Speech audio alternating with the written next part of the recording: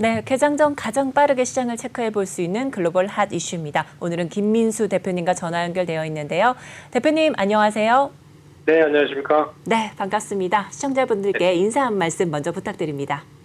네, 또 한 주가 시작됩니다. 월요일이고요.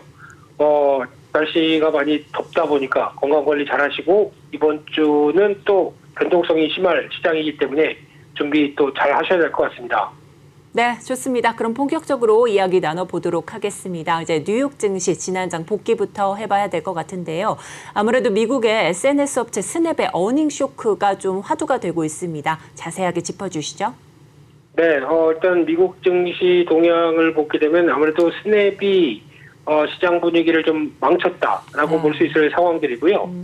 그와 함께 스냅은 저희가 보통 알고 있는 SNS, 특히 MZ세대가 많이 쓰는 어떤 메신저라고 봐야 되겠죠.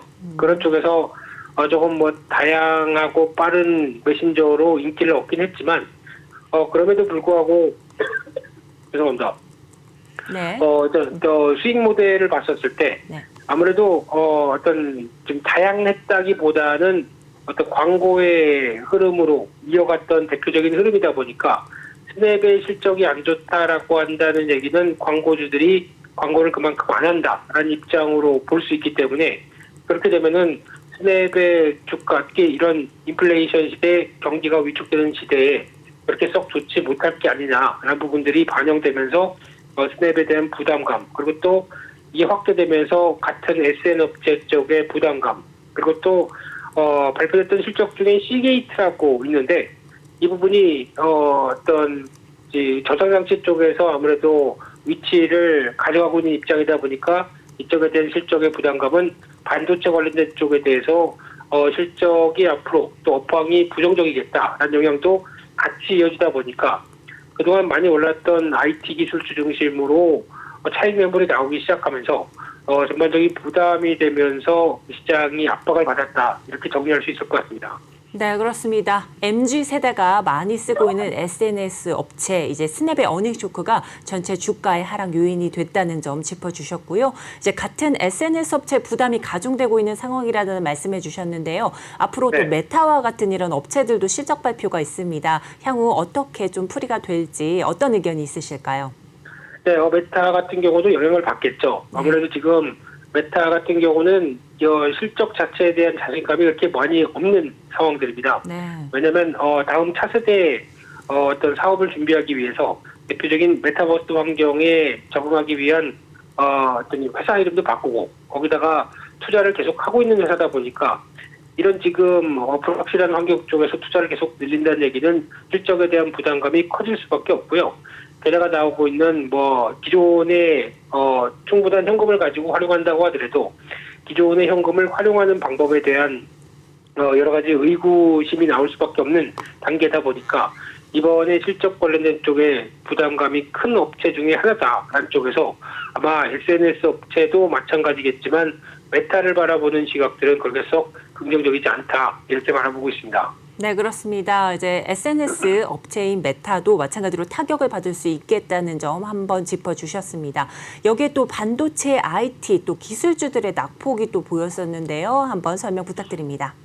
네, 이쪽도 거의 비슷한 맥락이라고 봐야 될 것 같고요. 그동안 달러와 강세가 약간 좀 주춤하다 보니까 거기서 나오는 여파가 상대적으로 달러와 강세는 미국의 기업들 쪽에서 오히려 부담으로 갈 수밖에 없었던 흐름이죠. 특히 기술주 같은 경우는 해외에서 벌어들이는 금액을 그대로 환전해서 들어왔을 때 달러가 강하다라는 입장 쪽으로 보게 되면 아무래도 부담이 될 수도 있는 수준이었기 때문에 영향을 좀 받았을 정도라고 봐야 되긴 하겠지만 그럼에도 불구하고 지금 그동안에 강했던 그것도 저점에서 빠르게 회복했던 주가에 대해서 약간 경종을 울리는 의미 차원에서 스냅이 물론 빌미를 제공했지만 그만큼 시장 흐름들 쪽에서 V자 반등은 없겠다라는 식의 해석들이 나오면서 움직였다는 게 아무래도 반도체 기술주 전반적인 부담이었다고 봐야 될 것 같습니다. 네, 그렇습니다. 달러화 강세가 아무래도 부담감을 좀 조성을 했다라는 말씀해 주셨고요. 또 최근에 빠르게 회복됐던 주가에 좀 경종을 불러일으킬 만한 그런 흐름이었다라는 말씀해 주셨습니다. 자, 이제 외신을 통해서 저희가 이슈를 체크해 본 점 좀 확인을 해보도록 하겠습니다. WHO가 또 급속히 확산되고 있는 원숭이 두창 발병에 세계 보건 비상 사태로 선포를 했는데요. 전문가님은 어떤 의견이 있으실까요?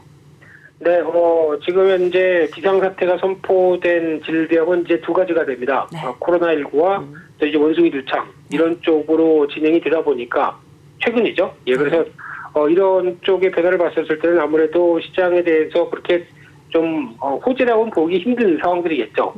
그에 따라서 이제 그 가장 중요한 거는 국내에서도 이제 지난 처음으로 외국인 환자가 발병한 뒤로 그 다음에 확진이나 추가적인 변화가 어떻게 나오는지가 가장 중요하다고 봐야 될 것 같은데 아직 그런 상황들은 아니다라는 관점 쪽에서 오히려 지금 바라보고 있는 시각들은 어떤 신규 확진자가 또 추가로 발생해서 그만큼 부담으로 더 줄 수 있겠느냐라는 쪽이 가장 큰 관건이라고 봐야 될 것 같고요.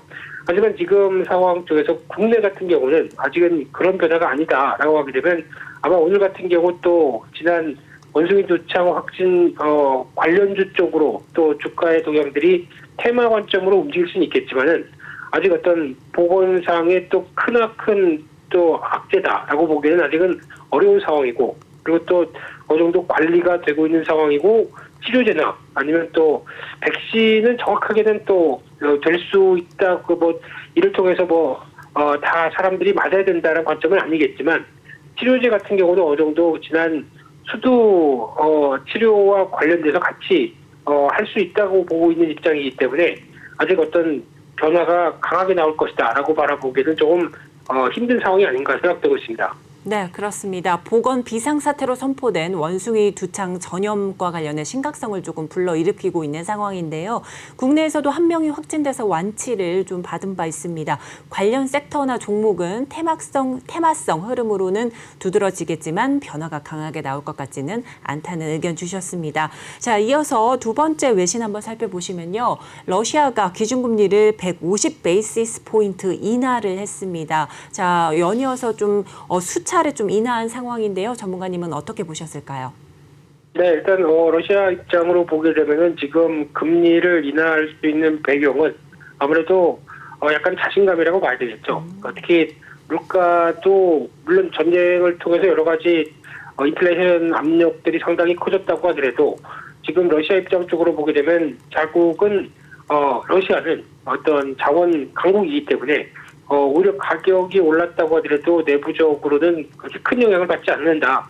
그러니까 인플레이션 부담이 상대적으로 더 줄었다라는 관점 쪽에서 좀 더 완화적인 정책을 피는 게 아닐까라고 생각되고 있는데 그런 차원에서 보게 되면 이거는 어떻게 보면 단순하게 러시아 내부적인 문제라고 봐야 되겠죠. 그런 쪽에서 어느 정도 어떤 물가 관리에 대한 자신감을 보여줬다. 한 입장 쪽에서 상대적으로 요즘 그렇죠. 어떤 국가 간 동향을 봤었을 때 어떤 좀 긴축을 강화시키는 나라 같은 경우는 좀 부담감이 있다고 하더라도 오히려 긴축을 완화하거나 아니면 통화 정책에 대해서 좀 여유롭게 대응을 하는 국가에 대해서는 조금 더 관심이 높아지다 보니까 러시아에 대한 어떤 외국인들의 관심은 높아질 수는 있겠지만 지금 이제 지정학적 리스크와 관련된 쪽에서 약간 러시아에 대한 부담을 충분히 안고 있는 흐름이기 때문에 여기서 직접적인 외국인들이 투자를 더 강화한다던가 아니면 또 러시아에 대한 좀 더 어떤 그 주가 탄력 외에 어떤 외국인 투자자들이 더 늘어난다는 관점으로 바라보기에는 조금 더 생각해 볼 게 많지 않나 이렇게 생각이 들고 있습니다. 네, 그렇습니다. 전 세계적으로 좀 긴축을 강화하고 있는 추세 속에 이 러시아의 금리 인하는 그만큼 자신감이 배어 있는 모습이다라는 말씀 짚어주셨고요. 자원 강국이다 보니까 원자재 가격이 올랐다고 해도 그 러시아 자국 내에서는 큰 타격을 입지 않은 모습이다라는 말씀도 해주셨습니다. 아무래도 러시아가 물가 관리에 대한 자신감을 보여준 점이다라는 이런 첨언도 해주셨습니다. 자, 이어서 이제 국내 증시도 한번 살펴보도록 하겠습니다. 지난장 이제 코스피가 2,400선을 탈환한 지 하루 만에 다시 2,400선을 내주면서 양시장이 모두 하락 마감했습니다. 전문가님 전체적으로 어떻게 보셨나요? 네, 그날 같은 경우도 미국 시장이 괜찮았음에도 불구하고 네. 국내 시장은 상대적으로 좀 위축이 됐었죠. 네. 전강 후약 패턴 쪽으로 진행되면서 어떻게 보면 주말 사이에 이어질지 모르는 부담감을 충분히 주가가 영향을 받았다고 봐야 될 것 같고요. 그렇게 되면은 아무래도 지금 국내 시장에서 바라보는 흐름은 어떤 최근에 나오고 있는 흐름들 쪽에서 어떤 차익 매물과 그리고 또 경계감들이 충분히 반영된 시장 모습이었다라고 바라보고 있고요. 그 이후로는 오히려 또 미국 시장과 반도체 또 기술주들이 하락의 여파를 그대로 또 이어갈 수밖에 없는 상황이기 때문에 오늘도 아무래도 추가적인 탄력은 약화되겠죠.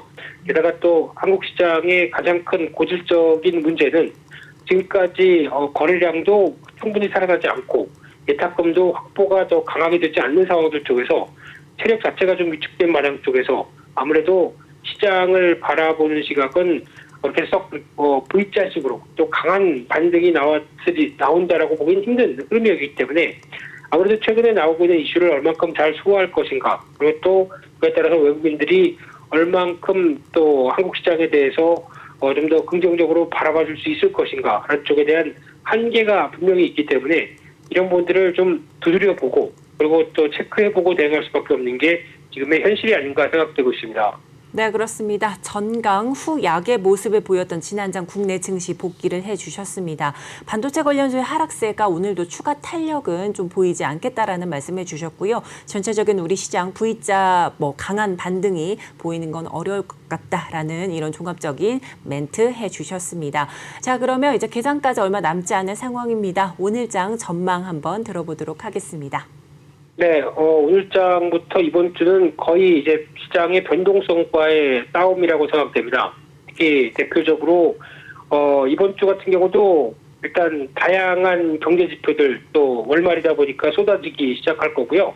게다가 또 이어지고 있는 FOMC 회의 결과가 수요일, 미국 시간으로 수요일이니까 저희는 목요일 날 영향을 받을 걸로 보여지고 있고요.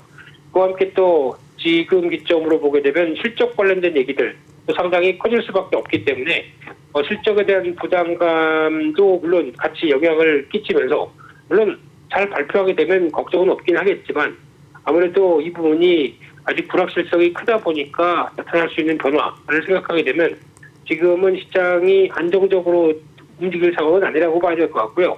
그런 쪽에서 변동성이 커지면서 이를 충분히 소화하고 시장이 다음 국면으로 어떻게 변화가 되느냐 그런 부분들을 계속 확인하면서 대응할 수밖에 없다는 점, 이 점이 이번 주에 가장 큰 포인트가 아닐까 생각되고 있고요. 따라서 일단 지금은 시장을 대할 때 최대한 밀려서 대응하는 정도, 그러니까 즉 하락을 해야 어느 정도 진입을 하고 하락했을 시면 한정적으로 진입하는 전략들이 가장 좋지 않을까 생각되고 있고요. 이번 주는 이런 변동성을 좀 관리하자라는 입장 쪽에서 가장 큰 포인트를 맞춰야 될 것 같습니다. 네, 그렇습니다. 이번 주 FOMC 회의와 그 발표에 따라 파월 의장의 언급에 주목할 만한 이런 이번 주가 될 것 같다라는 말씀해 주셨고요. 그 회의 결과 발표 이후 시장의 변동성에 꼼꼼하게 대응을 하시라는 말씀해 주셨습니다. 네, 이렇게 해서 글로벌 증시와 국내 증시 좀 복귀와 전망까지 말씀해 주셨는데요. 오늘도 도움 말씀해 주신 김민수 전문가님 감사 말씀드립니다. 감사합니다. 네, 지금까지 김민수 대표의 글로벌 하지슈였습니다.